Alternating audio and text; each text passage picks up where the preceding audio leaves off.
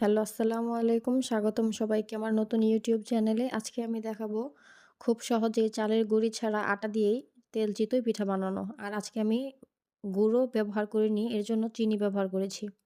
তো এজন্য আমি নিয়েছি ২ কাপ আটা আর হাফ কাপের মতো চালের গুঁড়ি। আপনি চাইলে সম্পূর্ণটাই আটা দিয়ে করতে পারেন, চালের গুঁড়ি দেওয়ার প্রয়োজন নেই। কিন্তু আমার কাছে যেহেতু ছিল এর জন্য আমি হাফ কাপ চালের গুঁড়ি দিয়ে দিয়েছি।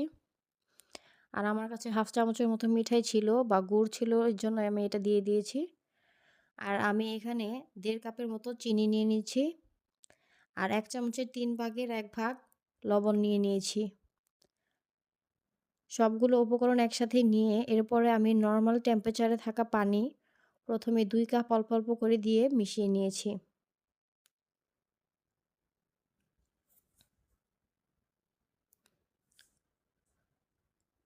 আমি ভালোভাবে আস্তে, আস্তে মিশিয়ে নিচ্ছিলাম এবং অল্প, অল্প করে পানি এড করছিলাম যাতে বেশি পানি না হয়।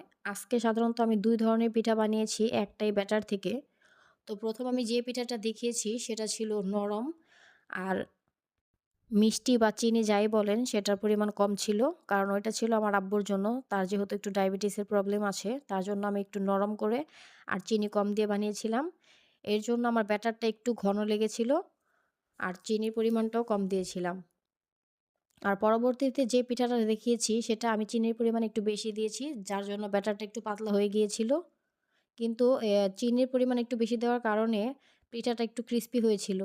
আর যেটা নরম করেছি সেটা পিঠাটা একটু কম মুচমুচে বা কম ক্রিস্পি ছিল। তো এর সাথে আমি ব্যাটারটা ভালোমতো মিশিয়ে নিচ্ছিলাম। আর যেহেতু একটু গুড় ছিল সাথে, গুড়গুলো চামচ দিয়ে ভালোমতো গলিয়ে দিচ্ছিলাম। তো এখানে আমার ব্যাটারটা একটু পাতলা ছিল। ব্যাটারটার মধ্যে আমি পরবর্তীতে একটু আটা মিক্স করে নিয়েছিলাম। আপনি চামচ দিয়ে ভালোভাবে উপর থেকে ঢেলে দেখবেন, যদি দেখেন যে ব্যাটারটার মধ্যে হালকা ভাঁজ পড়ছে, সেক্ষেত্রে একটা পারফেক্ট ব্যাটার হবে। আর যে কোনো ভাঁজ না থাকলে এরকম, তাহলে এটা একটু পাতলা বেশি হবে। আর তেলে দেওয়ার সাথে, সাথে চারদিকে ছড়িয়ে পড়বে। তো এখানে আমি ছোট, ছোট করে বানিয়েছিলাম। ছোট ১ চামচ ব্যাটার ঢেলে দিয়ে সুন্দর করে বানিয়েছি। এই পিঠাটা খুবই অল্প সময়ের মধ্যে বানানো যায়। আর দেখুন কিভাবে তেলে দেওয়ার একটু পরেই সুন্দর করে একা একাই ফুলে উঠবে। আর এই পিঠাটা তেল থেকে নামানোর পরও সম্পূর্ণ সময়টাই ফুলেই ছিল। আর চিপসে যায়নি। ভালোভাবে আমি ২ পাশ ভেজে নিয়েছিলাম।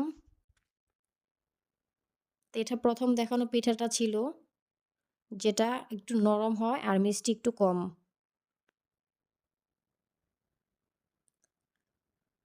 ২ পাশে ভালোমতো লাল হয়ে গেলে এরপর আমি পিঠাটা উঠিয়ে নিয়েছি।